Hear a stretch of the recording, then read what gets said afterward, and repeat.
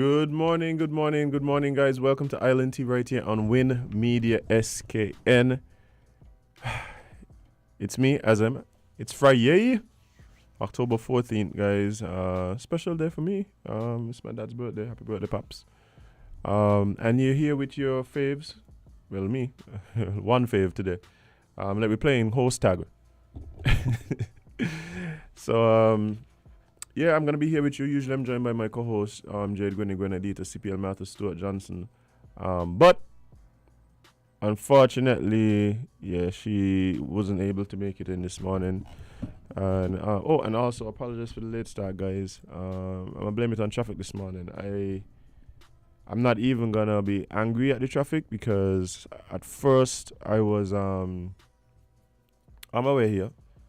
I chose a specific route, which the one I usually take at mornings.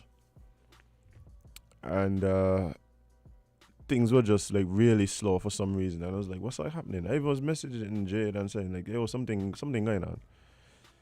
And a little further down the road, I recognized that there was a accident. And all the frustration just kind of went out the window, just wishing the best for the persons who were involved in any accidents this morning. Particularly the one that I saw. Hopefully everyone is okay and no one is seriously injured.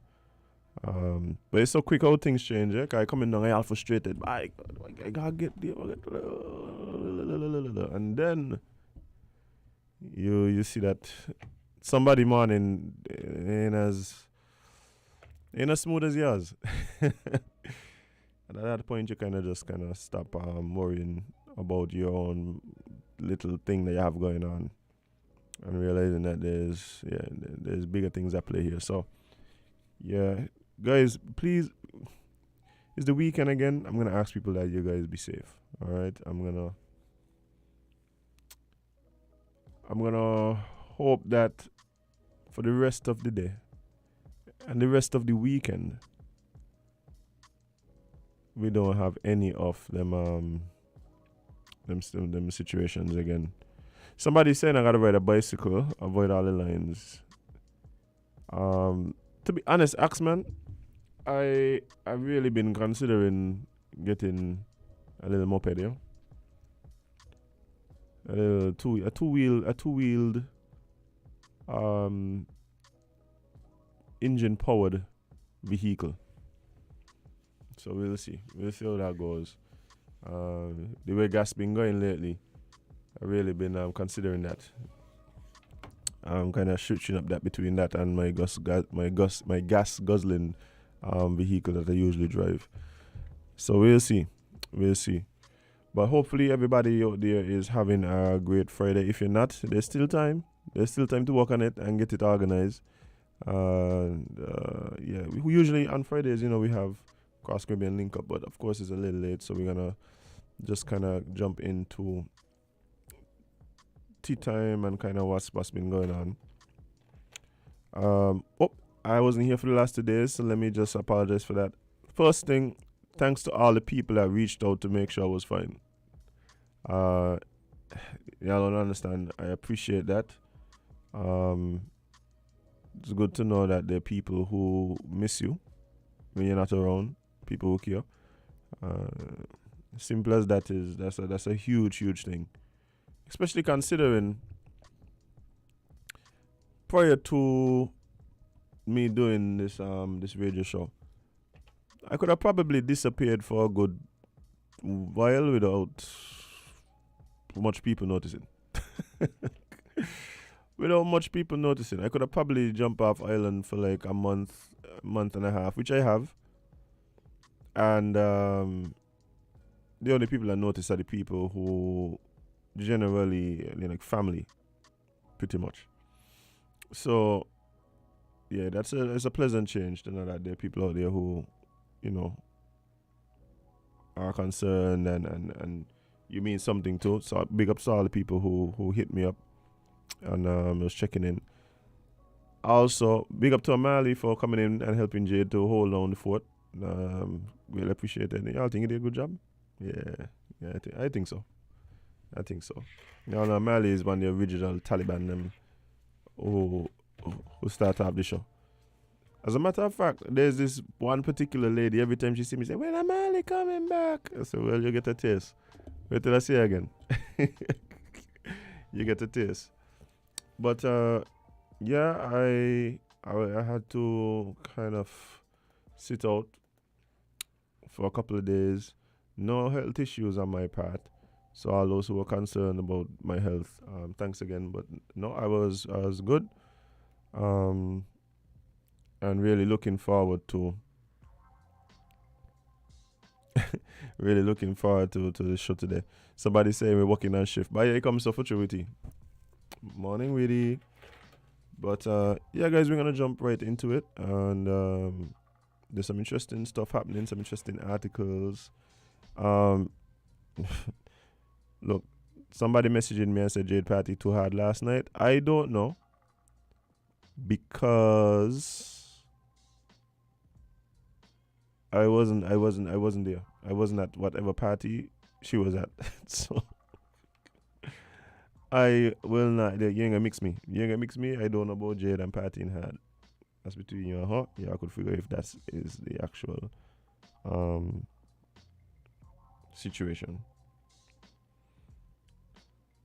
So of course we've been having we've been going through a pandemic. Should be on the tail end now. It feels that way. It feels as though we're finally starting to see what post-COVID looks like. Even though, guys, and I got to say this.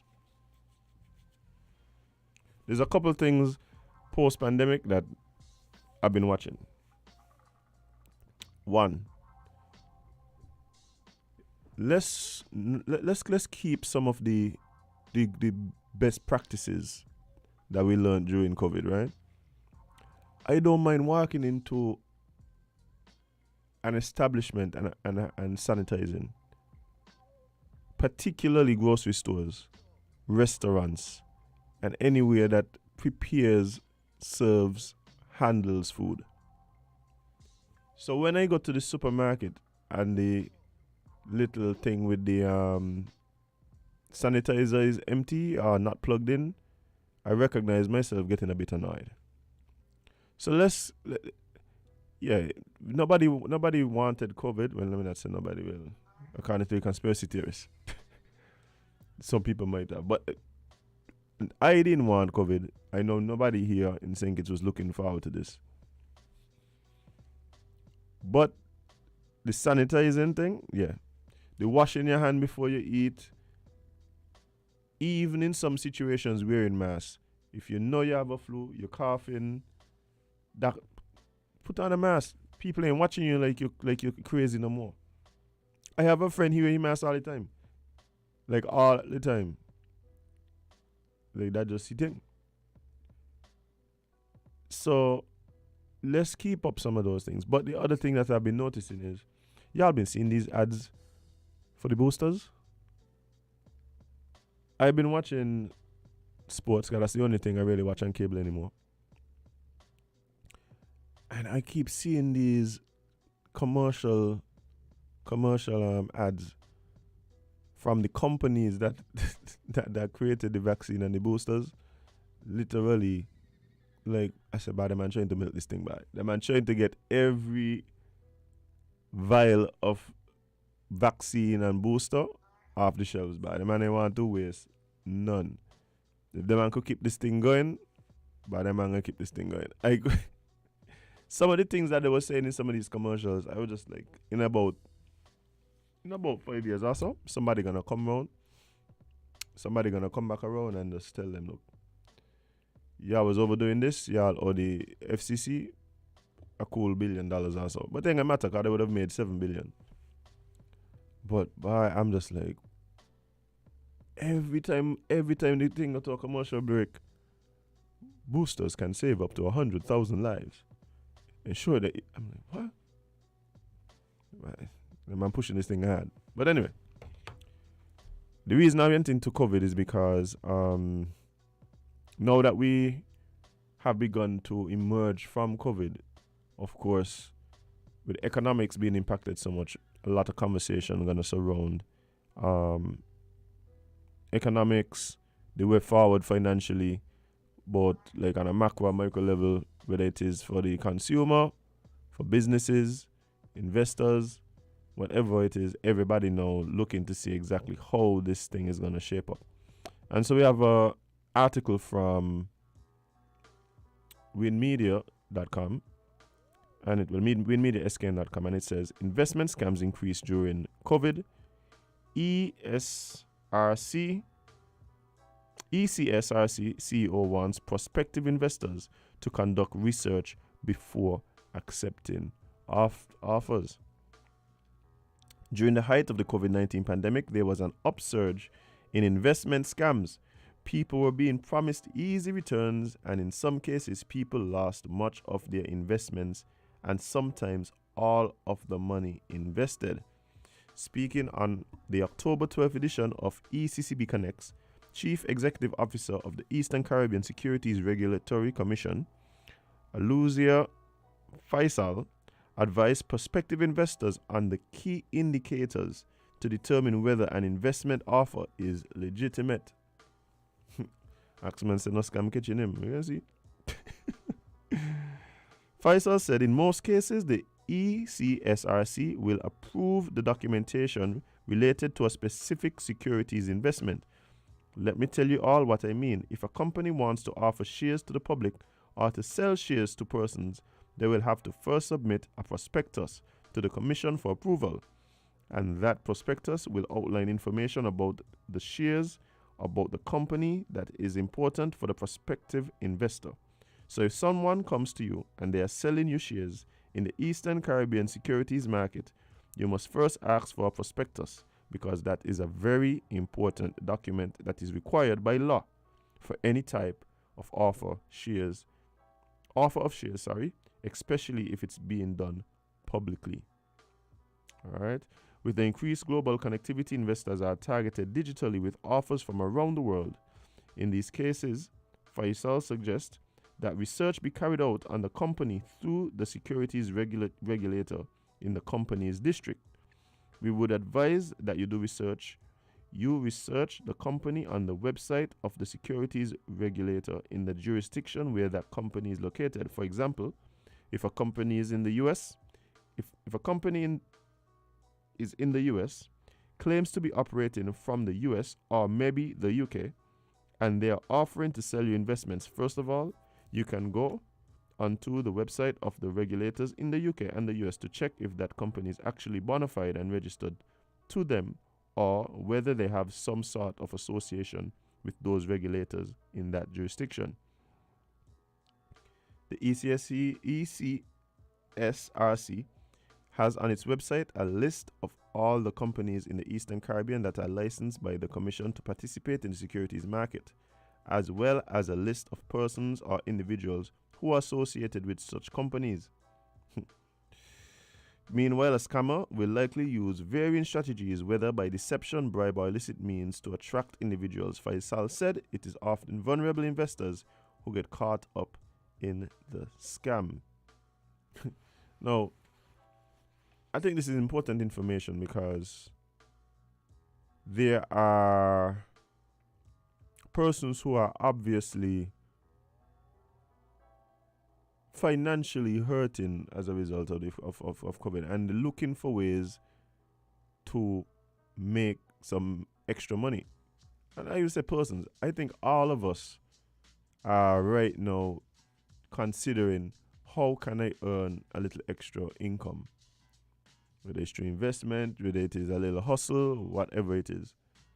And so sometimes people prey on that desperation and those desires, right? And I think we've been seeing a lot of that. And what's being spoken about in this article relates specifically to, investment scams about people selling shares and that kind of things.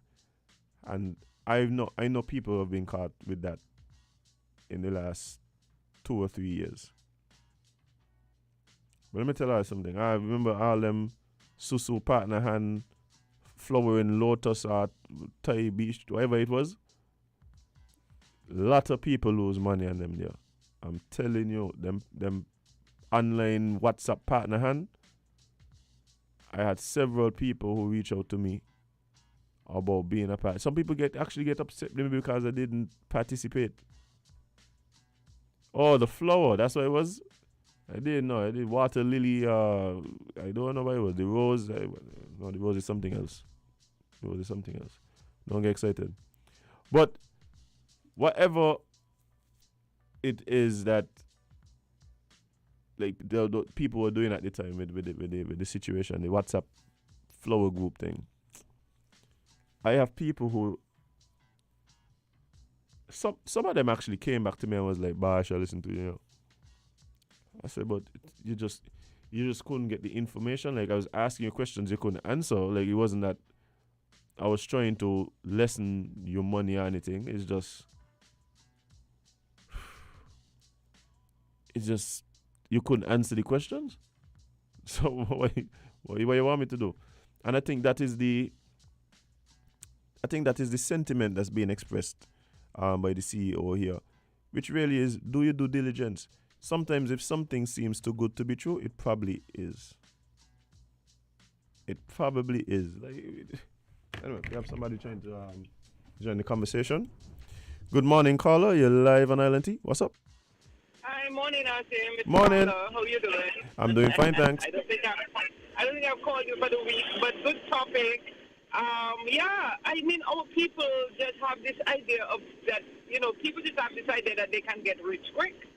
And, this thing, like you, I wasn't going to fall into that trap at all.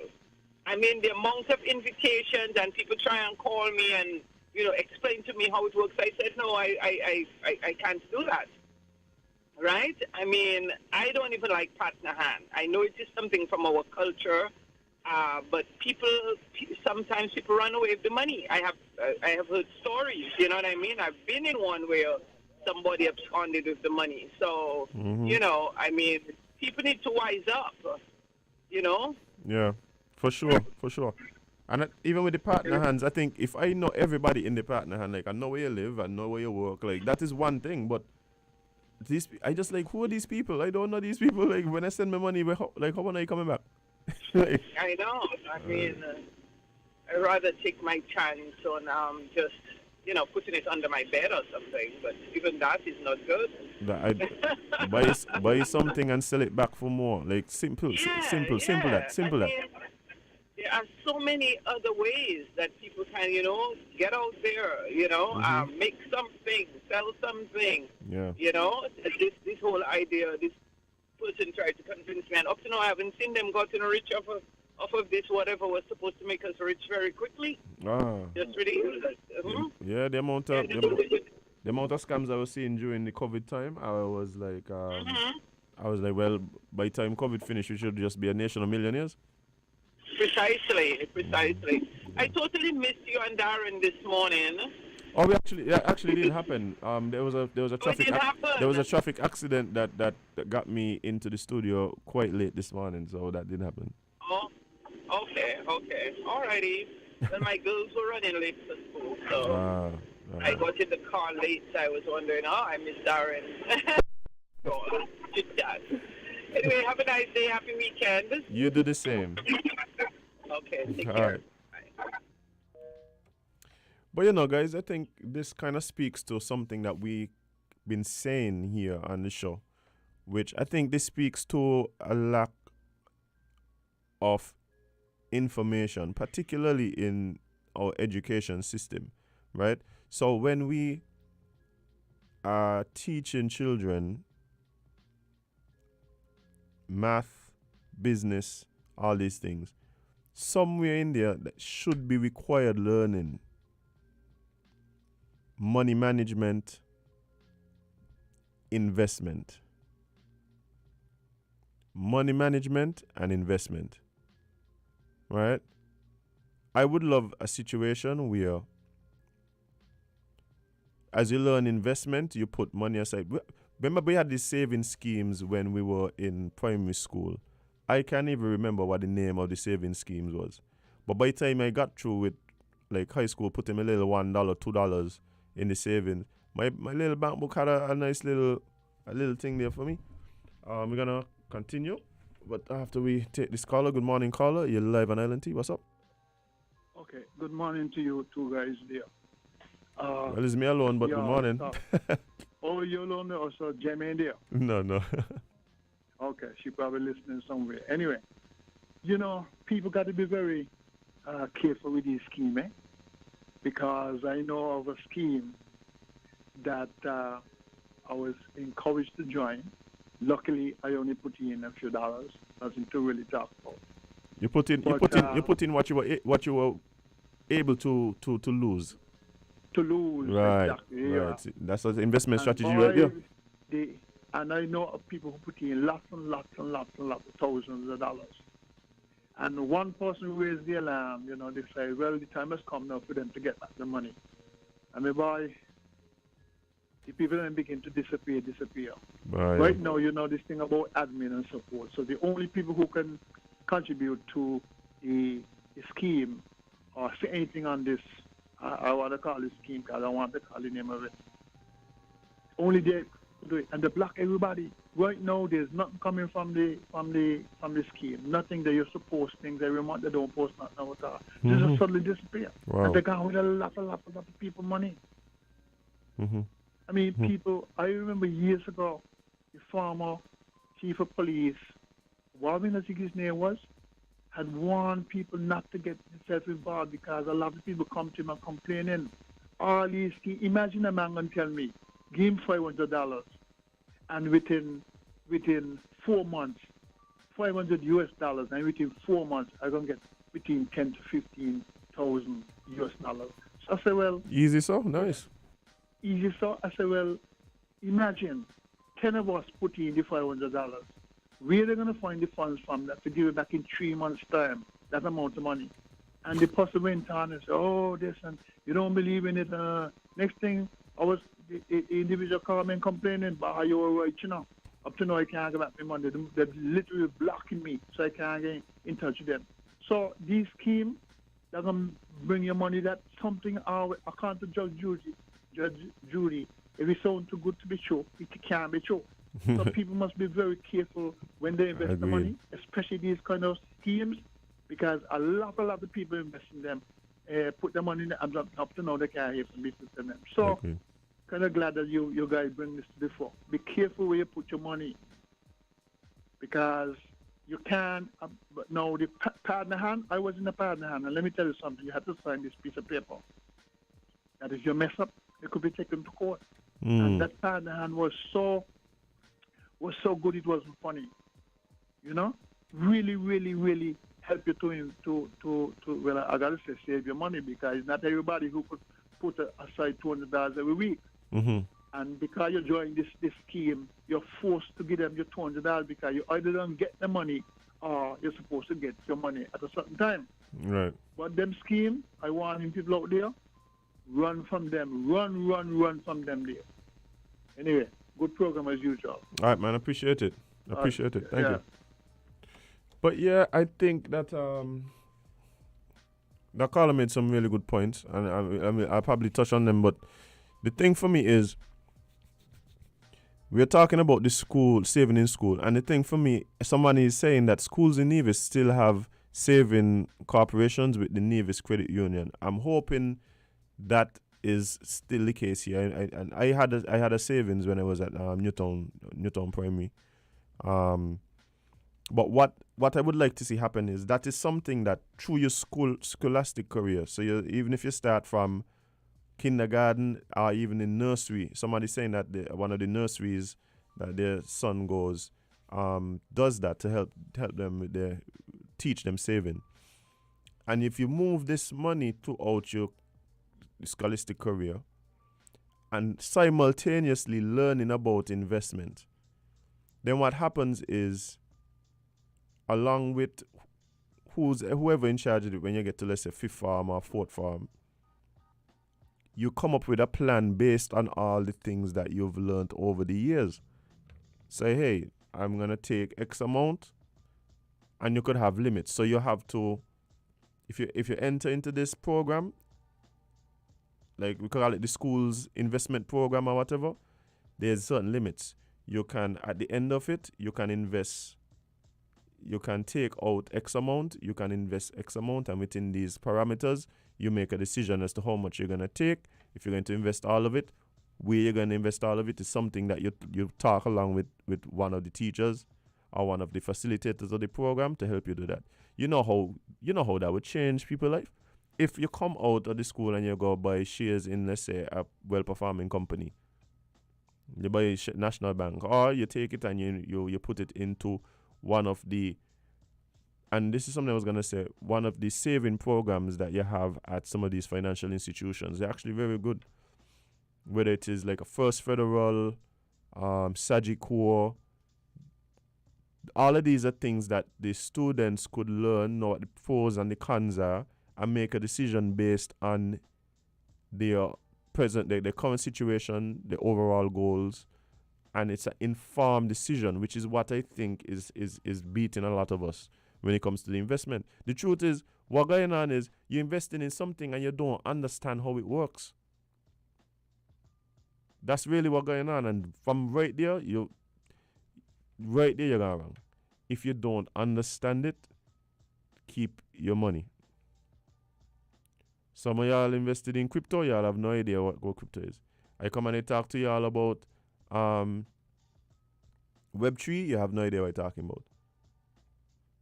Sometimes I talk to somebody about crypto and they're telling me about the ledger, and I realize that the ledger and the coin is two different things. And for some of y'all listening, they're talking gibberish, which is fine. Once you ain't already done just putting your money there blindly. If you ain't know how the thing work, where you put your money there? And if you're asking questions and you can't get the answers to satisfy, then perhaps look elsewhere. And one of the things that the caller said, and one of the first things that he said was he put X amount of money into the thing. And I said, okay, well, if anything, this is what I am willing to lose. And that is a very important part of what's called risk management. You got to figure out how much money you are able to lose when you start coming to investment. Can't take up your whole life savings. I listen to some people who invest and have been doing really well, and this is in the US stock market. Started from next to nothing, just a regular job, and just built until now he's making thousands of dollars, tens of thousands of dollars a month. And he does all of it live and shows you what he does. He trades and everything. And one of the things that he said was, look, they ask him, if you got $1,000, where you should invest? The man say, what do you mean where you should invest? You need to go invest not in the stock market, go get a cash producing asset. Go buy a lawnmower and cut some grass, and then you get some money that you could, and then while you're doing that, you're learning what to do. Because it make no sense take up your money and put it in the stock market. You know the stock market work. Buy some books. Join a course. Look at things on YouTube. Like, figure it out. We have somebody trying to get in on the conversation. Good morning, caller. You're live on ILNT. What's up? Oh, last not caller. All right. Sorry, callers. You guys could call back. But yeah, we got to recognize that you have to educate yourself. For those of us who didn't get the education, hoping that these are the things that you put in the curriculum for people to come out of school knowing how to do, how to save their money. I mean, I'm looking at some of the saving programs around town, and some of them pretty decent. And you could diversify. You ain't got to put all your money in, man. Good morning, caller. You're live on LNT. What's up? Me again, crypto. That's the name I was looking for. Yes. Invest money in there. And because when you ask, people say, well, look, it's time now for us to get that kind of investment. And they suddenly disappear off the map. Mm-hmm. Only, like I said, only admin. And even the admin don't say nothing on the site at all. The site just suddenly disappear. And people got to be very careful where you put your money. If you can't explain it, or they can't explain it good for you to understand the ordinary layman, it's best You bank your money and avoid those schemes. Mm. That's all. That's what I wanted to say. Thank All you, right, sir. man. Appreciate it. Appreciate it. Yeah. I mean, we were told when I was in school, the thing was you got to save, you got to save, you got to save. And the truth is, yes, you have to save. But you can't save your way into wealth. It's impossible. The interest rates that the bank giving you on your money, bro, that they ain't gonna outpace. That's not going to outpace inflation. So the money sitting in the bank costs less and less. Now, of course, you should have a savings. You always need access to cash in case you need something. But you got to develop a plan. Now, of course, if you're 23, your plan might be different to if you're trying to figure it out at 45. But the plan might be different, but you have to have a plan. You have to have a plan. Cash producing assets. Buy some clippers. Start to cut here. You can't. You just start, so you can't go charge a man $30, and you know all you're going to do is pour a bowl on the man head and try cut round the border. You might charge a man a $5, and the man know, well, he charging me $5 because he kind of learning. But when you're done cut about 50, 60 of them heads, you start to learn one, two things. You're watching on YouTube.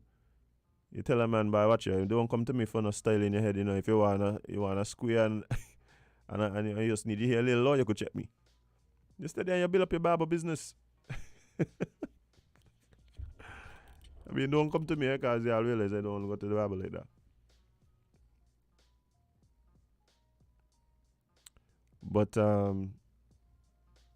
yeah, I think those are the things you buy. You ain't got the lot of disposable income. You ain't got no $30,000 in the bank to put on a down payment for a property. You ain't got no $20,000 to go put into crypto and the stock market somewhere. What you got is over the last 2-3 months, you was able to save a little 2,700, a little 1,000 US. Go buy yourself a weed whacker. Buy yourself a cash producing asset. Learn a skill. Something what you prefer, learn to do it yourself. Save that money. So if you recognize by I just pay to wash my car, $30 is spending to come wash my car. Well, you can wash car. You know what I mean? So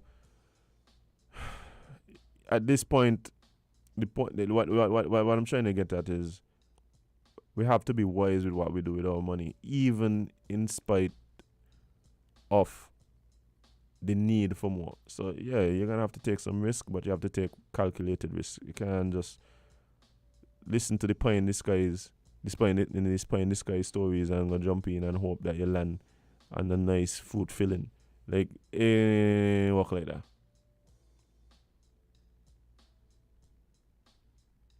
Yeah. So J2D is saying, although you can't save your way to wealth in these days, saving that money is how you start. Is everything starts. Exactly, and that's the point I'm making. If you have limited money, yeah, you might not be able to go buy a shares that can change your life, but you might be able to buy save enough money to buy a cash producing asset that you could then save the proceeds from that to then start to work for itself in over time. But you have to simultaneously learn about investment. Save some money from whatever it is you're doing, buy a book, apply for an online course. Do your research on which online course people been seeing the best results. See if anybody in your circle been doing it. Ask people who are already on this mindset. Work together. There's a lot of people here right now trading Forex. I mean, talking about trading Forex in the way where you sign up for a group and they tell you, okay, trade this today and trade that today and trade this tomorrow and trade that. No, I'm talking about people who literally studying how the markets work, understanding pips, understanding risk management strategies, how to ensure that even if they do a trade and they don't go the way, they don't lose all their money. Yeah, you gotta your take profit and your stop loss. All them things. Like, hey, big up IT one time. Big up money, Dabo, y'all but yeah, big up all the forex people who are actually doing it serious. The people that get up 4 o'clock every morning to see what the market's doing. Right in St. Kitts, we ain't talking about people overseas and thing and or somebody I see on YouTube. I'm talking about people from right here who themselves will tell you they're born in the ghetto. So I have friends who take 6-8 months during COVID, but the amount of people started just trying to figure out what to do, but did it in a wise way. Take 8 months, learn a skill. But it's very sad. It's very sad when we see so many people complaining about, hey, I took this risk and it didn't work out, and then we don't know what happened. If you take a risk and it work out, that does happen. But at least you would have taken the risk in something that you would have understood, and so you can make a calculated decision about what the next steps are. You would have known about risk management. Hey, I only put in as much money as I was willing to lose, so my life isn't changed forever now. Gotta be careful out there. Got to be careful. And this is something that the CEO said. Faisal said all investments are risky, and when an individual is approached about partaking in an investment opportunity, they should be advised of the risk. That's the other thing. If somebody come to you with an investment and they don't tell you about what the risks are, that's another red flag. That's a big red flag. I just ask what the risks are. Early o'clock. You can't just give me all the good points and this thing ain't got no bad points. So well, everybody ain't doing it. You take up all your money. Why you working? Why you don't want to take every dollar that you ever earn, that you have disposable, put it into this thing and then just retire in 2 years? Because based on what you're telling me, I ain't got to work after that. If somebody tells you invest your money with them, they will guarantee you that they will make a return. That is a red flag. There is no investment that has no risk. All investments are risky, and they should tell you upfront what the risk is. An investment scam is when someone offers you a false but often convincing opportunity to make a profit after investing a sum of money. So, guys, please, you know what I would like, and this is not judgment. This is not judgment. We've heard some callers call in and say, hey, I went into this thing, it didn't work out. I would love some of the persons who may have made a misstep to talk a bit about that. If you did a little investment with somebody or something and it work out, call in and tell us about it. It's all about lessons here. I want the people to hear about the lessons. Because sometimes me talking about it ain't really going to hit. And let us know, if you're looking into any new investments and stuff like that. Because I think what it really signals, like I said, is we really need to do better with the information. We're going to have next week some persons here for Financial Literacy Week. So hopefully these are some of the things that they talk about when they get here. So look out for that. For sure. I could, before the end of the show, I'll tell you all what day. Yeah. Someone is saying they lost on crypto. Bitcoin was hitting and it had no losing. Well, as you see, I think what happened is that we have to recognize that these things, they're following a global trend, right? So all the markets are down. Pretty much all the markets are down right now. If you believe in Bitcoin, so it wasn't just something that somebody tell you, hey, you just go put some money here because it's a get rich quick thing, then you understand what's happening and you would have managed and mitigated your risk, hopefully. And I would see the returns return. Yeah, the returns return. But let's see what this person has to say. Good morning, caller. You're live on LNT. Good morning. Good morning. I was contemplating calling you, right? Just before you make the last set of comments you made concerning persons who gone into investment. For example, right? I'm coming straight to the point. Me and a so-called tired now. Because I can't see this could happen. Gone into agriculture, buy G-planes and all these kind of things. I done did these things long time. When you join the partnership, like, I don't have these things. Now reach forward now to say, go market. Now to say, well, go sell produce. It's supposed to be happening today. I don't wait and radio make commitments to donate 50 pounds of watermelons to the disabled people. The man is like this man blacking out everything. A weight and scale and a knife and some tarpaulin just can't come forward with them. Right now the watermelons up agriculture department and the chill. For me now to go downtown now go sell these melons. And the people them own property. Back in Baker's Corner, I grew up selling chess as a young boy. Pudding pot, that means she grandmother is my mother. Going back into this thing now and it's man, I can't. But the man may not sleep last night. He's like, can't get everything into how I want it to go. Produce ready, I don't lose over $50,000. Have done with the majority. It's like about 400 pounds of melons that's all left back. And I can't go sell them. But you don't know how I'm feeling, you know. Well, I could hear the frustration in your voice. It's to get a weight and a little one small weight and scale, because one the melon could come almost 20 pounds. Okay. They ain't want nothing big. But this man ain't understanding it, you know. Okay, so the issue you're having right now is that you have produce, but you can't move the produce to get it to a place to be able to sell it? No, ain't not to move it. It's like he was supposed to bring a weight and scale, a small little, like a table weight and scale, a tarpaulin. Table is supposed to kind of reinforce his stroke. The partner with the table, tell me he don't left the tables at the appointed place. That's next to Idelos that is selling the food. Wait, this is at Baker's. Hold on. So this is at Baker's Corner. You want to sell, right? Exactly. Okay, and right now where the produce is? The agriculture department on a chill. So you need to get. Watermelon. So you need to get the stuff from agriculture department down to the weight and scale. The weight and scale. I remember to slice them. Right. So you need a weight and scale. You need a weight and scale. And done already arranged with the vehicle to go and collect the melons. Okay, but you need the weight and scale to be able to sell. Exactly. Okay, I understand. So this is what we're gonna do, right? Now it's like, hey, I don't know how I feel. I understand. He is no man say, well, bring forth produce. No, bring forth produce. It's like stumbling block still. But sometimes, to go out of Milan. It's how I'm pick. Me alone. And nobody. Sometimes that's how it is. But this is what we're gonna do. Give me number, right? And after the program, they give me a call and you could kind of help me work out something. But we ain't even wait till after the program now. This is what we're gonna do. Who got weight and scale?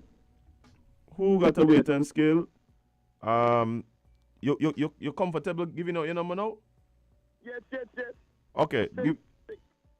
Say it again. 668 2555. All right. So the number is 668 2555. 55. All right. The name is Cashroy Tweed. All right. So Mr. Tweed putting out an appeal. K-O-S-H-R-O-Y, Tweed. All right.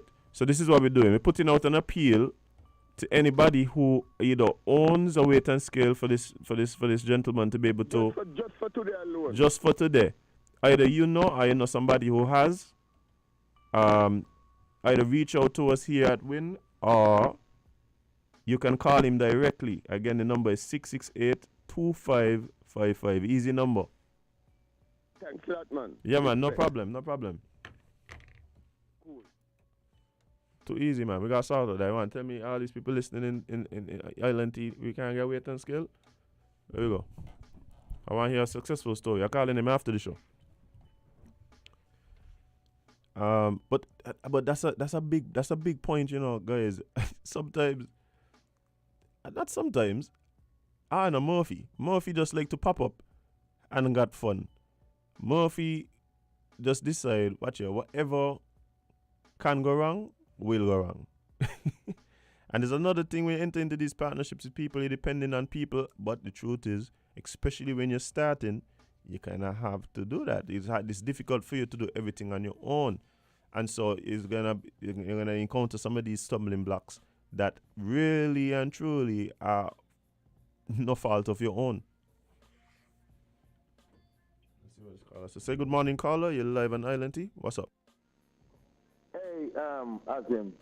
Good morning. Morning. Uncle Riley. You know, time and time again I was trying to get in this program. It's a sipper from Nevis. You know, I feel the pain in that guy's voice, right? Chinese have skill, right? I don't want to give a number on here. You have my number. If you don't have a skill, I personally will give him my skill. I just bought a skill for $90. I will give it to him. Who this is, sorry? I'm calling from Nevis. Uh-huh. Right? I'm a sipper, first-time caller. First time getting through that is. And I felt the pain in the partner voice a while ago. And I want to say to him, listen, if I don't want to give my number out on radio, but if you want to call me back, I believe you would have got this number. If you want to call me back, I will put the scale on the board for him for tomorrow. I just bought the scale, I will give it to him. All right, so this is what I'm gonna do. I'm gonna take your number off here, and then I could share with him just to make sure that he gets it. Yeah, no problem, man. All right, so hold the line, guys. We're gonna take a short break and be right back with more Island Tea. Okay. Stick and stay.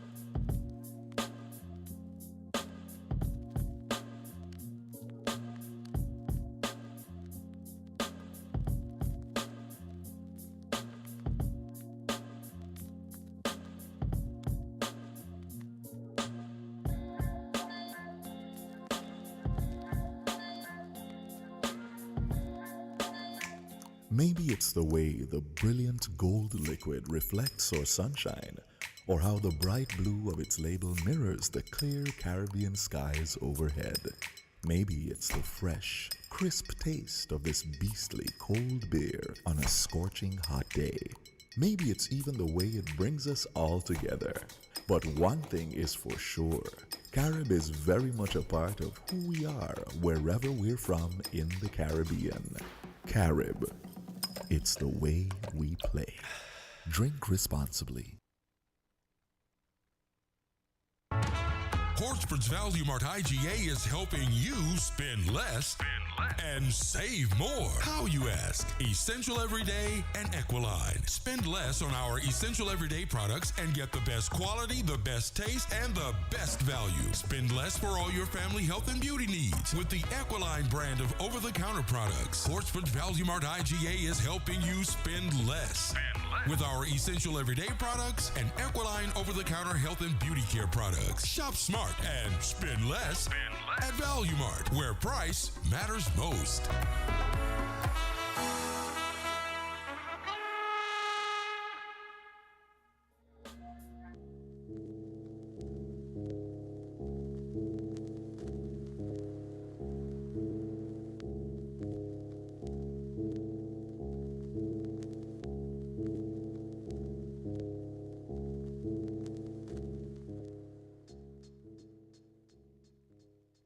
Hey guys, welcome back to Island Tea right here on Win Media SKN. We appreciate all the people that are now looking to help the situation. To that caller, I tried to get you the call drop for some reason, but what I will do, I'm sure you're listening. What I would suggest is that you give the gentleman, Mr. Tweed, I give him a call. The number is 668-2555.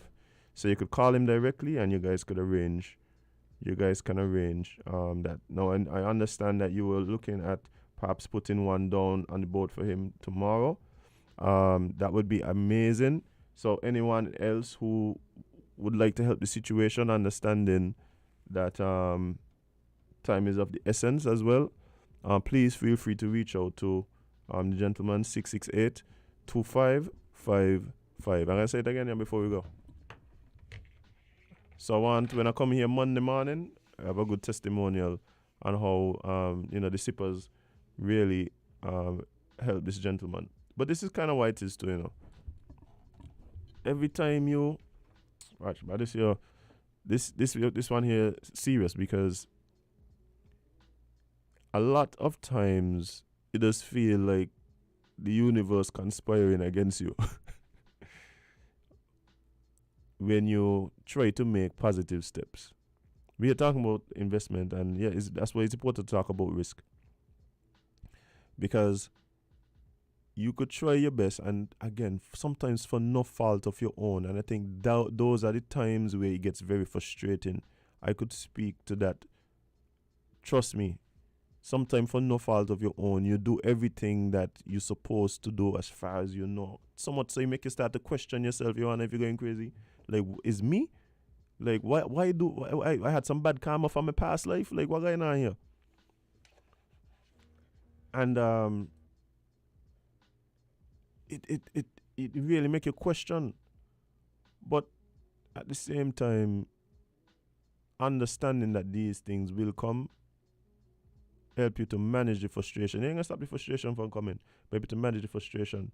And in those situations, sometimes the relief comes in ways that you would not expect, in ways that you just simply by just explaining to someone, like, hey, this is what I'm dealing with. Not even necessarily looking for a solution, but sometimes in that the universe conspiring against you. Sometimes the universe just teaching you a lesson and helping you to build resilience. So hopefully I could pass by and buy a piece of watermelon from from Mr. Tweed. The melons are man chill. A little later today.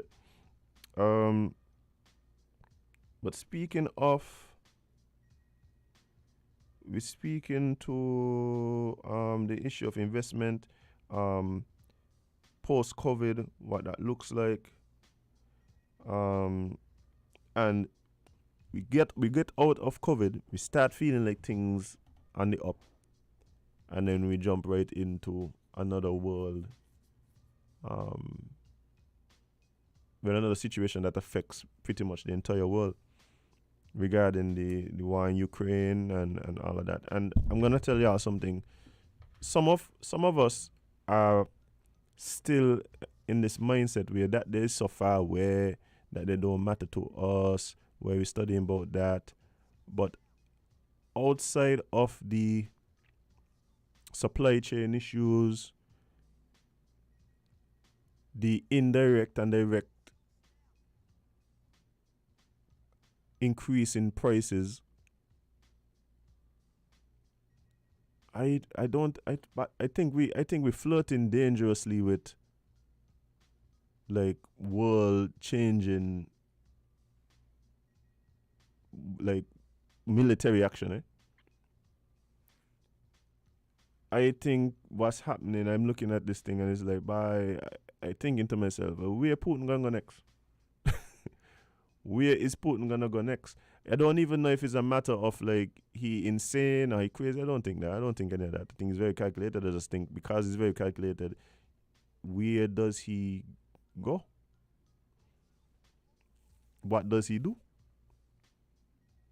He's being put into a very funny position.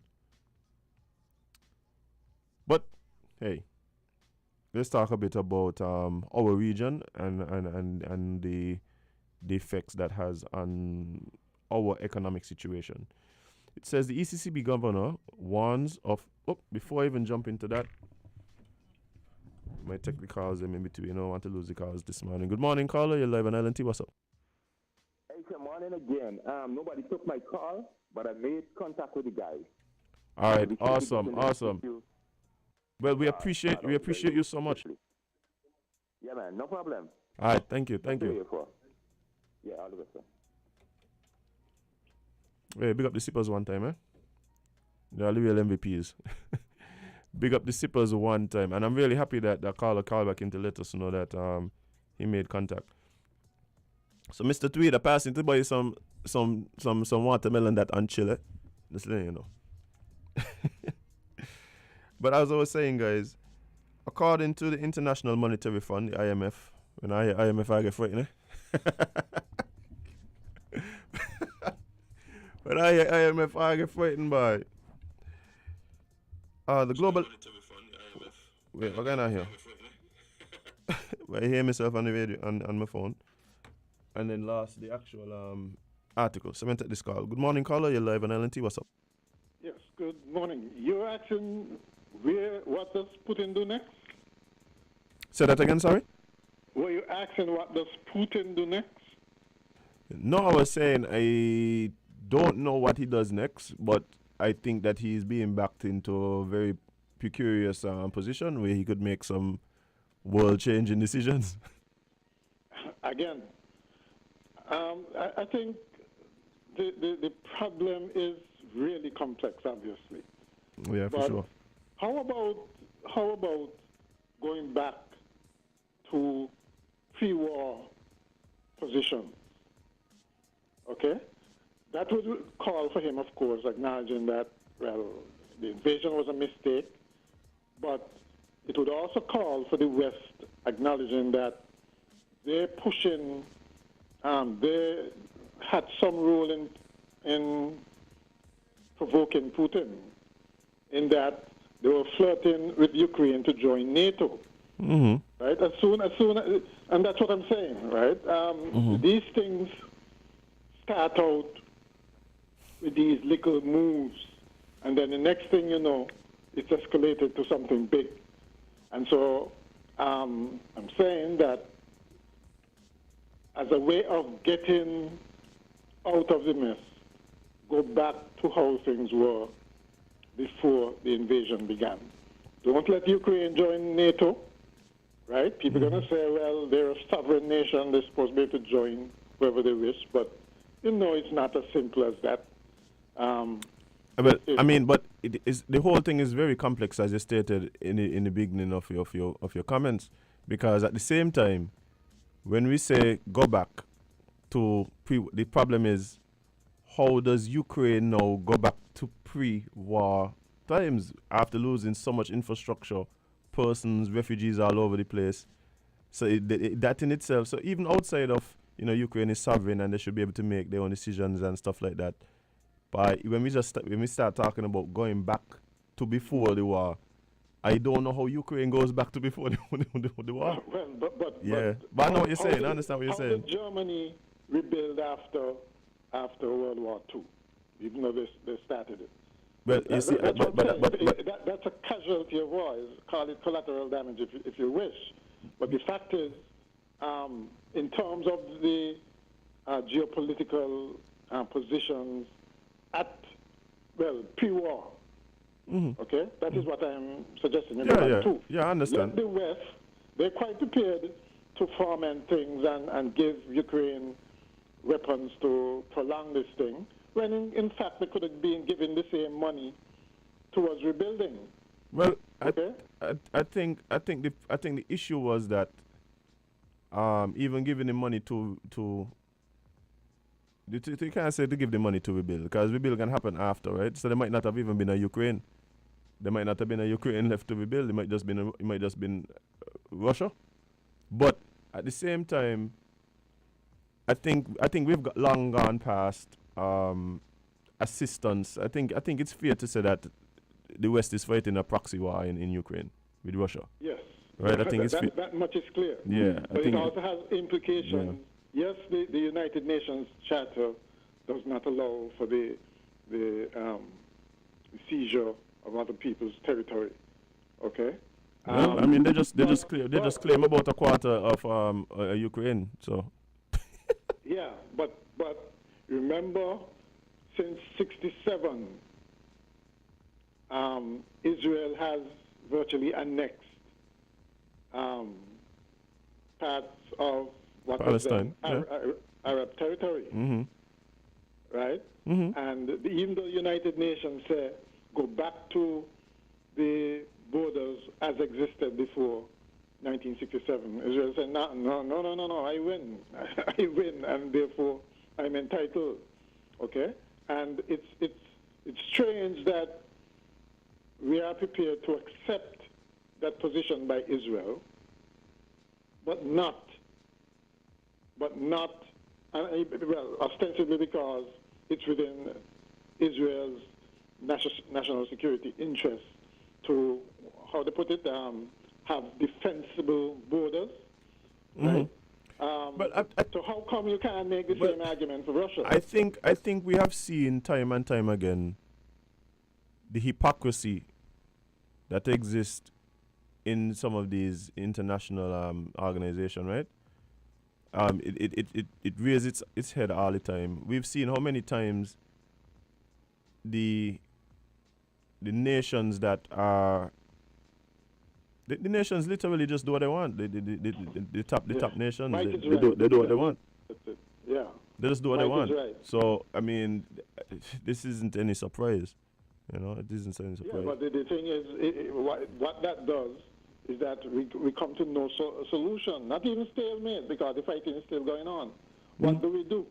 I'm saying that we had at least a kind of uneasy peace before the war started. Everybody reset to then, and let Russia not going to pay Ukraine compensation, but the West can, just like what they did after World War II. So Ukraine. Okay, so what? So when you say pre, you also acknowledge that prior to February of this year, Russia had been fighting in Ukraine and taking territory. Prior to, you mean the separatists? The separatists, the Donetsk region.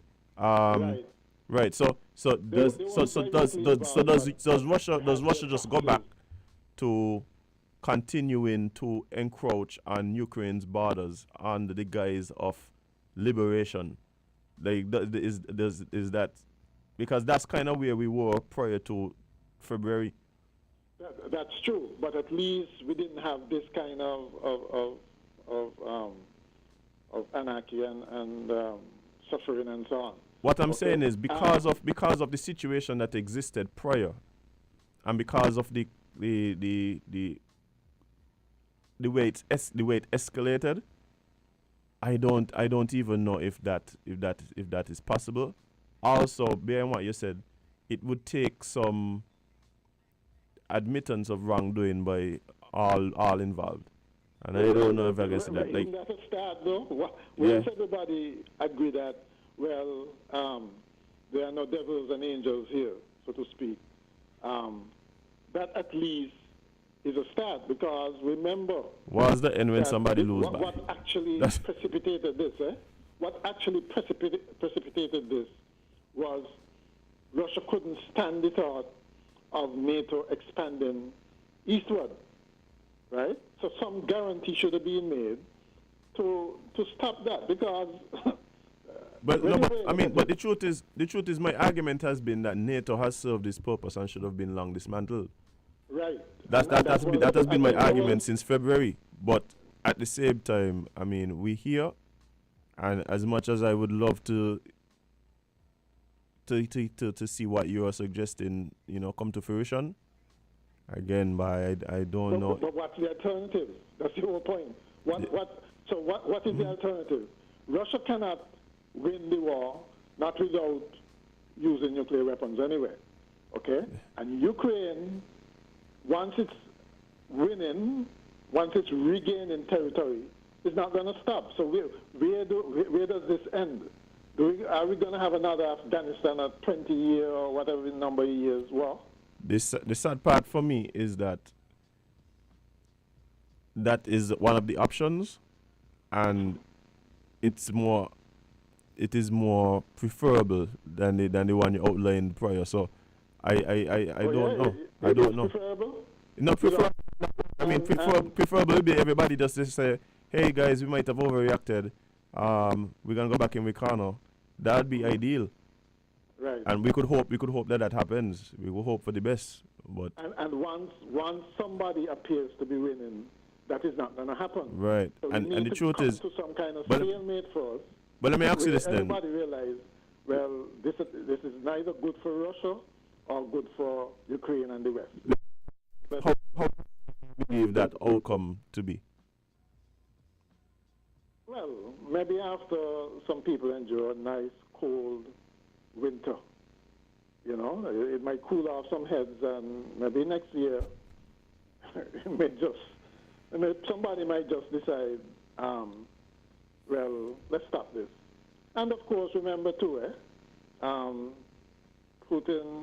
and the Ukrainian Prime Minister, Ukrainian leaders, they are not immortal.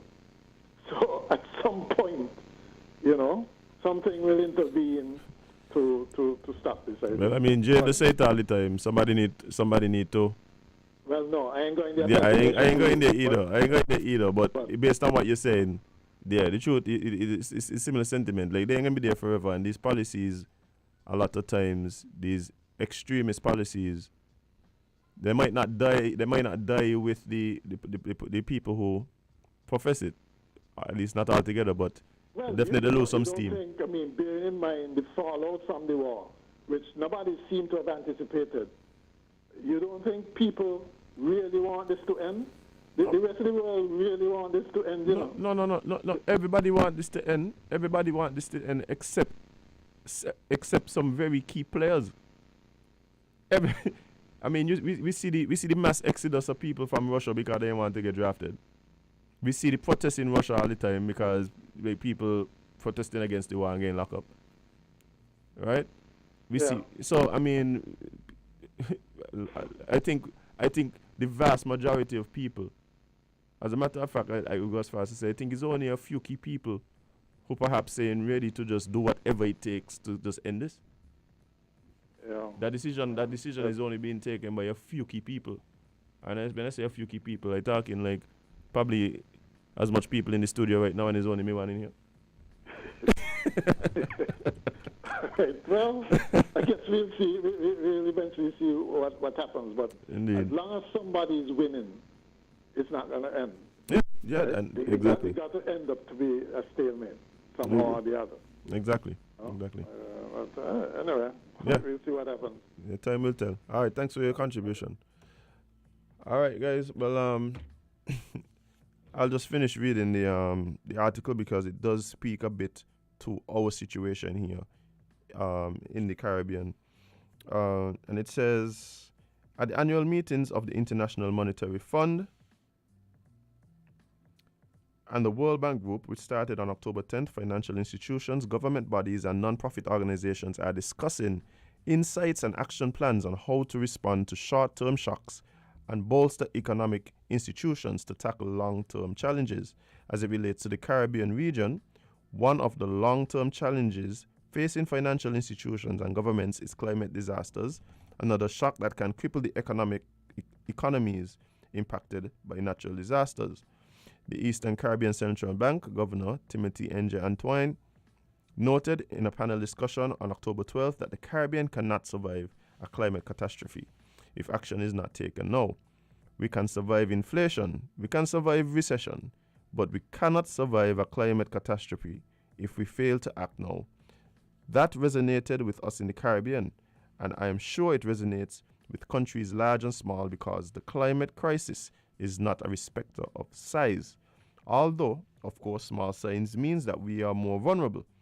And so, all I would add is that I feel a real sense of urgency to join our efforts to work together for this cause, and that will be my appeal, really, to all our partners who are supporting CARTAC as we renew for our next cycle, as well as others who would wish to come on board in the fight. We need every hand on deck.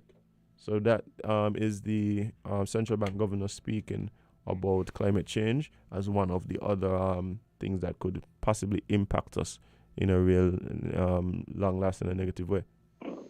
We have a call on the line. Good morning, caller. You're live on ILNT. Talk to me.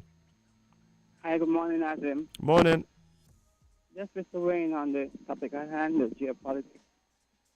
For the simple fact that Mr. Biden reached out to Mr. Putin, it would speak otherwise to some of the sentiments that some callers might say from a Western perspective. You have to remember that in World War II, Russia as a single nation lost more manpower in the war to, to rid the world of the scourge of the ideology of Hitler back then than any other nation. Losing so many persons in the war, I don't have the figures at hand. The Russian people have been proud ever since and even before, and would be prouder going forward. I don't have any horse in the race. But from a geopolitical perspective, this is the harsh reality.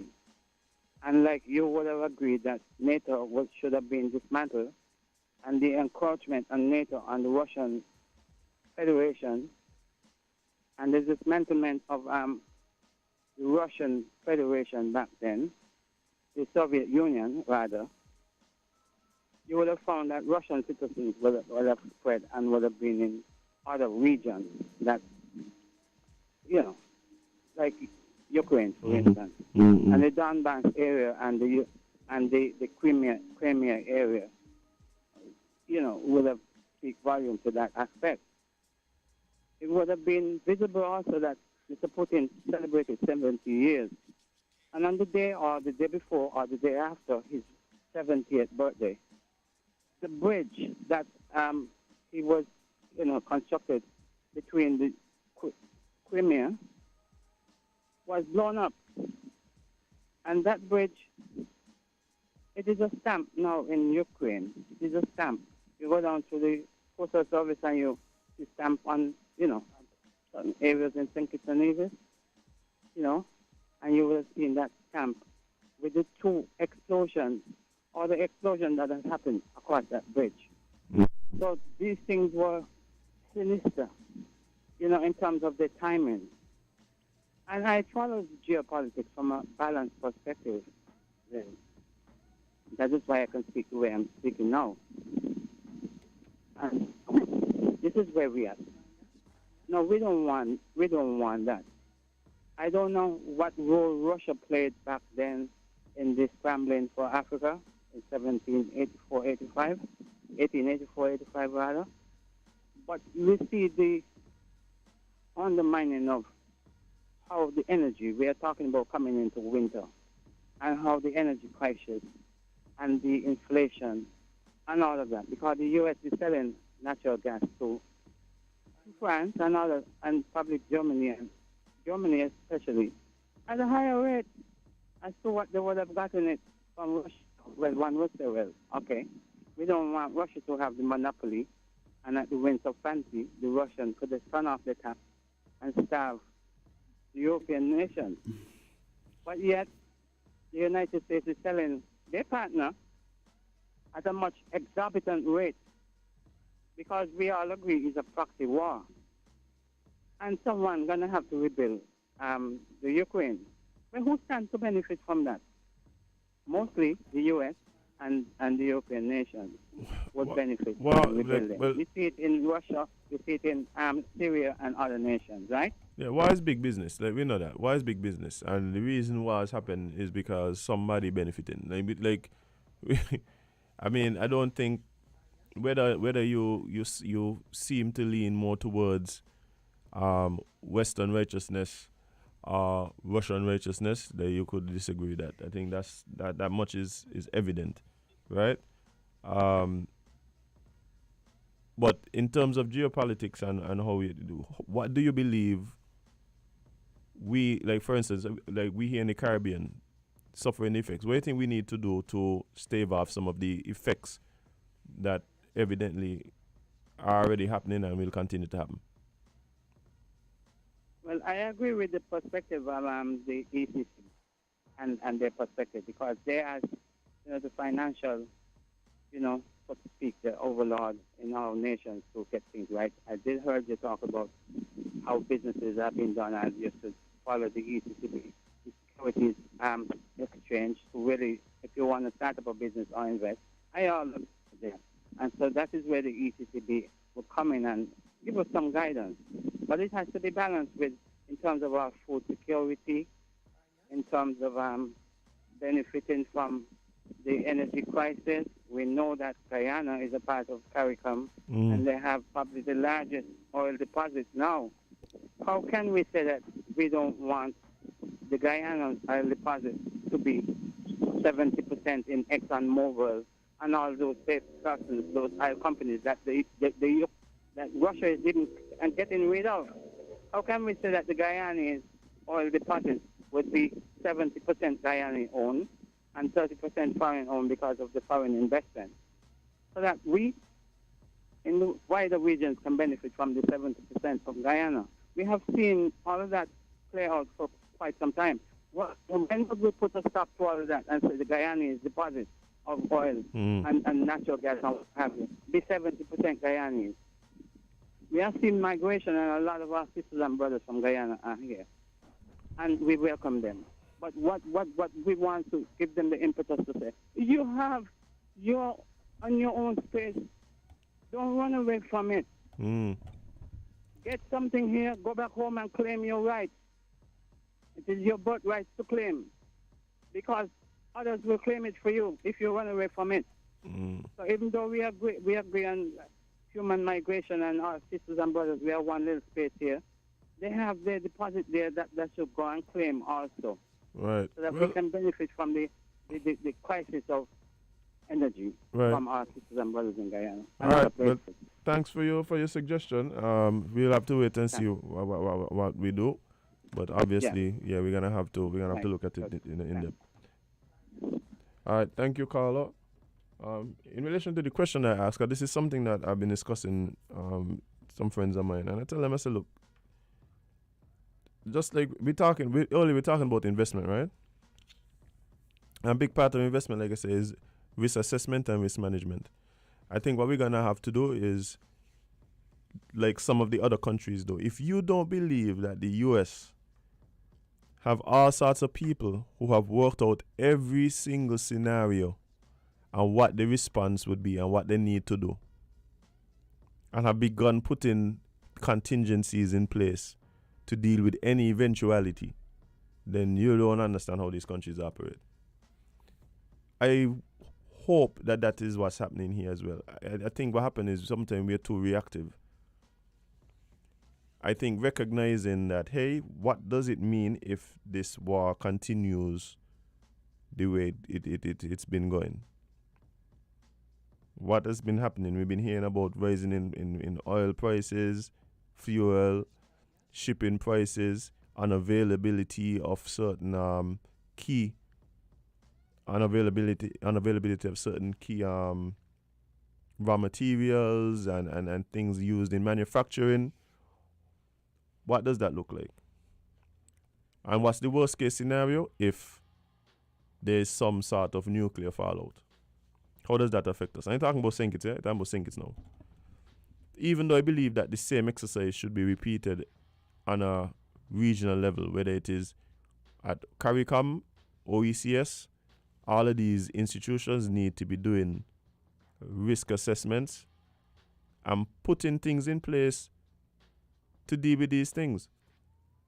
That call of the very interesting because here I was talking about Africa. Perhaps we need to start looking to Africa for more trade. South America, some of our Caribbean brothers and sisters who are who are attached to the South African continent, Suriname, Guyana. But if somebody right now don't have the answers to these questions that we're asking, what are the effects, what can we expect in these different scenarios, then we are already far behind it. We are already far behind. So hopefully somebody doing it, and so the contingencies are now being put in place. And then we need to know what they are too, because we don't want widespread panic, and not only that, we need to see things being done. So if it's a matter that, hey, food is a problem, we recognize food might be a problem. Not only that, one of the things that are interesting to me is we keep saying, what would have happened if the Port of Miami had closed down during COVID? What would happen to us here? We ask the question, but have we taken steps to mitigate against those scenarios if they were to happen for whatever reason? Let's see what this caller has to say. Good morning, caller. You're live on LNT. What's up? Yeah, good morning. Morning. Yeah, I'm here listening, and I have to cut in on, what you just said concerning what the last caller mentioned. And seriously, I'm sorry, can you give me your name again, please? My name is Azem. Azim. Yeah. This is Journey here. All right, man. You said something that is so profound, and I think that we are missing it because now let us look at what the West is doing in the sense that they are all over Africa. All the external military power is on Africa. Now, this is their war. This is their war, and there's an agenda here. Now, you have just mentioned that we should start looking to Africa. One of the reasons why they are in Africa, and as much as they've been painting Africa as the dark, impoverished continent, the question is, well, why are they there? They've been exploiting Africa because really the West and America cannot live without, the world cannot live without Africa. Now, what you just said is what strikes me. And I've been touting this for years now. Africa is the future. The West knows that. Europe knows that. But when are Africans, when are we Africans going to recognize that Africa is the future? Because believe it or not, Siobhan, the West wants to maintain their agenda on the continent. Now, we have seen Mia Motley, and I have to make mention of her stand at the United Nations, and even our Prime Minister's speech at the General Assembly. We have to unite because we being divided has worked for the West. Africans are killing Africans today. Make no mistake about that. Because we are killing our own people here in St. Kitts and Nevis. We need to ask ourselves why. Why is this happening? Is it poverty? Well, the bee that stung the continent have stung the whole diaspora. Because when you look at it, Africans are being disrespected globally. Now, one of the stung that we got is that we are hating ourselves. Now, we're starting to love ourselves. When we love ourselves, they become irrelevant. Now, take into consideration, Siobhan, we have no shot to fire in this their war. The continent of Africa does not manufacture weapon of death. And those who have mastered the art of war, they are at war again. Now, should we say the sooner they consume themselves with their hate, the better the world would be? Well, that's a question up to each individual, because I have already considered it. Not that I hate them. I condemn the wickedness that come from them, what they did to our ancestors. Right. So we have to look to ourselves now. We have to create our own edifice of power, our own edifice of strength, and our own edifice of autonomy. Totally agree. That is our future going forward. But they want to, you see, all that you see that is happening, Siobhan. One, I'm gonna need you to do two things for me. One, I'm gonna need you to concise, make it concise and wrap it up. Also, I'm gonna need you to call me by my right name. I'm sorry about that. But give me a minute here. You see, now what has happened? There's a lot of distraction, and even in what we're using, you see this little device that I'm talking to you from, the cell phone. I have a platform on social media, but it's mostly African because what we know out here, they don't know over here. So, Devon, I'm sorry, I'm not trying to mention your name again, but I'm going to get off now because, maybe someone else needs to get in. Yeah, man. But really, we have to look to ourselves, okay? Appreciate it, man. Appreciate it. Thank you so much. Yeah, thank you. Guys, we're going to take a short break and be right back with more Island Tea as we jump into the last few minutes of the show. Stay locked, stay tuned. We'll be right back.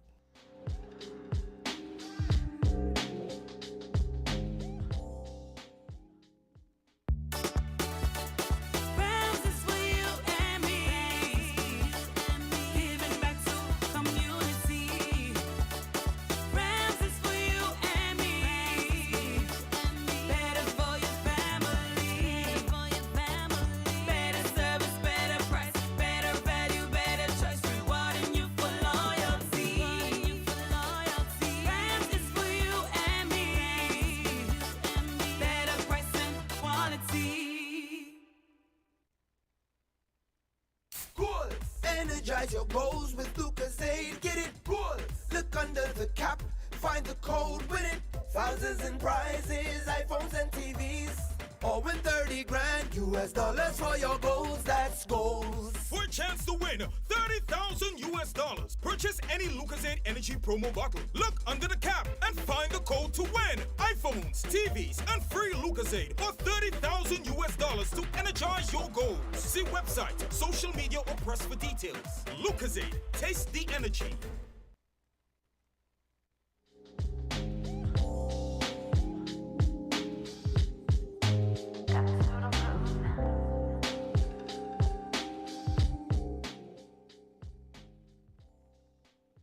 Hey guys, welcome back to Island T right here on Win Media SKN. I thought you were here with Azem, but apparently you're here with Siobhan. And we're jumping into the last few minutes of the show. And so I have a decision to make, guys. We could either keep it international and talk about the fact that NATO been having talks with Russia, and Russia tell them by the World War III on the precipice. That's where we're going. Or we could talk about the local situation here, and I'll be honest with you, I'm feeling like bringing it home. So let's bring it home. And this is something that has been in, conversation, whether it is you go to everywhere you go. I hear talks about this online, in the shop, in church, and all. I hear people talking about this situation. So we're gonna see how some of this conversation has been impacting the way forward, particularly for the police. So the headline reads, New approach from the police. Legislative and policy changes expected to address domestic violence. Let's see what this is about. Attorney General, Captain Planet, in the government of St. Kitts and Nevis, the Honorable Garth Wilkins says there have been ongoing discussions about adjustments to the Domestic Violence Act. There has been an increase in domestic violence cases in St. Kitts and Nevis in recent weeks, forcing urgent meetings with government officials and local police. Speaking on Freedom FM's Issues program, Attorney General Garth Wilkins said the aim of the meetings was to figure out ways to solve the issue. All I gotta do is listen to Island T. But let's see what they've been talking about. What prompted my post was that while we were in cabinet on Monday, we heard the sad news coming out of Nevis. And whilst it was on the agenda, it sped up. Unfortunately, that's how things happen. Let me see. Hold on. I think I got a little... Yeah. Unfortunately, that's how things happen. Unfortunate events tend to speed up action. It's not like we could have done anything already because Parliament hasn't been held. But the Prime Minister took it extremely seriously. I met with him on Tuesday morning. We discussed the legislation and what we could do. We had a meeting yesterday afternoon with the PS in the Ministry of Gender Affairs and Social Development, as well as the head of the Special Victims Unit, so we can figure out how to solve this problem right away. And in that discussion, we found some solutions. Attorney General Wilkins said from the meetings, legislative solutions were drafted, which are likely to give protection to victims of domestic abuse once implemented. Okay. Right now, it is difficult for victims of domestic abuse and domestic violence to get a restraining order. The legislation provides for that, but the orders are granted in the High Court.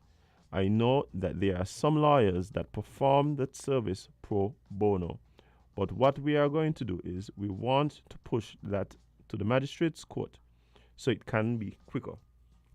Also, we want the police to be able to apply on behalf of victims because some victims don't want to do it themselves. The legislation makes provision for other persons to make the application, but not for the police to. So we are going to ensure that the police, the persons that typically call when these incidents happen in the home, to then make the application and get it done quickly to protect the persons from further violence. According to the Attorney General, the law currently allows for the police and the Director of Public Prosecution's Office to pursue criminal offenses in domestic violence matters, but physical proof is necessary, such as pictures, videos, and witness accounts, which are reported to the police. However, Wilkin added that there are no specific domestic violence offenses that are written in the law of St. Kitts and Nevis, and therefore, further consultations will be held with the police to determine which elements of domestic abuse shall be noted as offenses and put into legislation. The Attorney General also stated that manpower will be increased at the Social Services Department to assist victims through their transition process, be it new households or jobs that can ensure sustainability. A.J. Wilkin added that the people of St. Kitts and Nevis can expect a new approach from the police, as they will be trained in dealing with domestic disputes. Legislative changes can also be expected, as well as change in the government's policy and how it assists victims of domestic abuse. Well, guys, I think this is kind of what we were talking about. The need to ensure that the police has particular resources available to them, legislative powers that help to address these particular instances that we've been seeing. I'll save the comment probably later. I was going to make a comment regarding there were some of these conversations have been coming up, but we have to wait and see how that plays out. I think this is going to be a good thing if implemented correctly. Hopefully, all relevant persons are involved in the conversation, and that seems to be the case with social services, gender affairs, the police, the cabinet, as well as the Attorney General's office being involved. So hopefully we see some of this thing bringing some positive change as we move forward. We had a lot of suggestions here on the show. Some of them I'm hoping that they could fine tune and implement. And we really need to do something. But I think we also have to look at how do we stem some of these issues, right? And whenever I talk about this, people just feel like I'm giving like excuses or sometimes somehow justifying absolving persons from their wrongdoing. No, the goal is to stop some of this from happening in the first place. Prevent it, being preventative, not anything to do with the persons that have already done it, but you have to look at persons who are presently behaving in this way to figure out why and how can we stop others from going down the same path. How else are they going to do it? Otherwise, all they're doing is just putting legislation in place to deal with things after people have already been abused. There was a very interesting speech that I heard an excerpt from recently, and maybe sometime next week I might bring it in if I could find it back and play it for you guys. But it was something that we've said here, but it was expressed in such a way that really brought clarity to the situation. And the overall like sentiment of the presentation was men in particular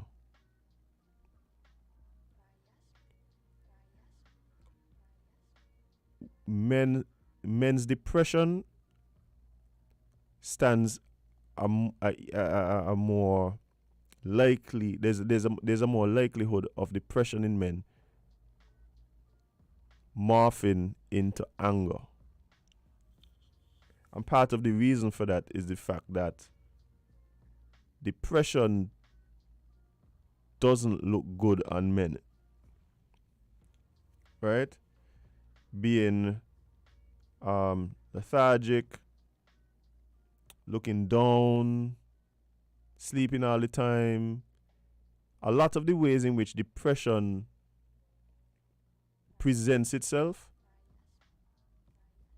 aren't very acceptable in our particular like version of manhood and masculinity, right? So what happens is that it morphs and shifts into anger, which unfortunately seems to be more acceptable than depression.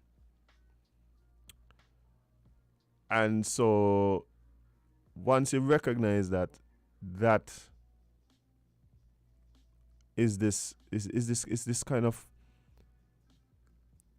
cycle that is difficult for a lot of men to get out of, right? So you're really depressed, but you're angry, and so you're still stressed, you're still unmotivated, you might be underemployed or not employed, you don't have the motivation. Okay, you're depressed, so you don't have the motivation to go out and work, and even if you do go out and work, you don't perform in the best way possible, and so you physically you're being beat down, mentally you're being beat down, you're angry, so your interpersonal relationships are under stress. So the places where you're supposed to go for peace aren't peaceful anymore because you can recognize that you need to address some issues. You're angry and you just feel like you're angry for whatever reason. Right? So we have this situation where there's a lot of men who are dealing with some serious issues emotionally, and we mask it with anger. So you got a lot of men who outwardly look just angry all the time. And the anger comes out in all sorts of ways. And if you're expressing yourself, naturally you're going to express yourself to the people that are closest to you. Right? So that puts the people around you in a very peculiar situation, having to deal with the effects of whatever it is you're dealing with. And I don't know. We're gonna have to find ways to really teach people how to deal with this thing. And then also, I want us to bear in mind as well that there are a lot of men out there that get abused all the time, right up to violently and don't do nothing. Just like how a lot of women can speak to instances where they were assaulted and abused physically, a lot of men could speak to that too. A lot of men could speak to that too. Somebody already saying it, excuses. Well, the problem is if you call it an excuse and it keeps happening, then what? What we do with the people who have to deal with the behavior? You know, what we have to do with the behavior. But time is fast spent and I have to leave, guys. But before I go, let me see what's going on here. Jade had actually sent me something that I was supposed to do for y'all, you know. She vexed with me. She gonna be vexed with me. What? Jade, nobody knows this. Nobody knows the answer to this question here. Alright, so guys, you guys know that Nima is doing this radio trivia thing that's happening right now. I know she asked some questions yesterday. And I have a question for you guys. Right? I got a question for you guys. And hopefully you guys can answer and win yourself some very cool prizes, right? So the question is, and of course this is from NEMA, the National Emergency Management Agency, and so the question is surrounding disaster management and the things that they have put in place to assist when there are disasters. So the question is, how many national disaster subcommittees are there? Right? And not body asking to name them out, but somebody need to tell me how many subcommittees are there, right? So you just give me the number and you win yourself something. All right, so somebody already got the first one online. Somebody says 5. Feel free to call in. Somebody says 20. That is not the case, right? Somebody call in. So before I even do that and take the call, good morning, caller. You're live on Island T. What's up? Is it 7? No, not 7. You're getting closer though. But thank you for your call. Oh, yeah, we have a winner online. It is, I don't want it says Cranny Daniel. All right, so Cranny, the answer is actually 10. Yes, so congratulations. What you're going to do, you're going to message Jade Johnson's Facebook page and let them know that you are the one that would have won the prize. And I'm going to name out the subcommittees. So there are welfare relief, supplies and shelter management, housing and shelter, medical and public health, foreign assistance, damage assessment and recovery, transport, utilities, search and rescue and initial clearance, education, communication and warning, and environment. Those are the subcommittees. So guys, so guys, those are the national disaster subcommittees. And yeah, with that, we're gonna wrap up the show. I gotta leave. I gotta go. I gotta disembark. I got things to do. It's Friday, guys. It's a weekend. Please be safe. Remember to spend some time with your loved ones. Pops, big up yourself. It's your birthday. And please, guys, learn from the losses of others. Okay. Please remember to spend more time living your content than posting it. As well, it's important. Please remember, you can't be everybody's cup of tea because you is not a mug.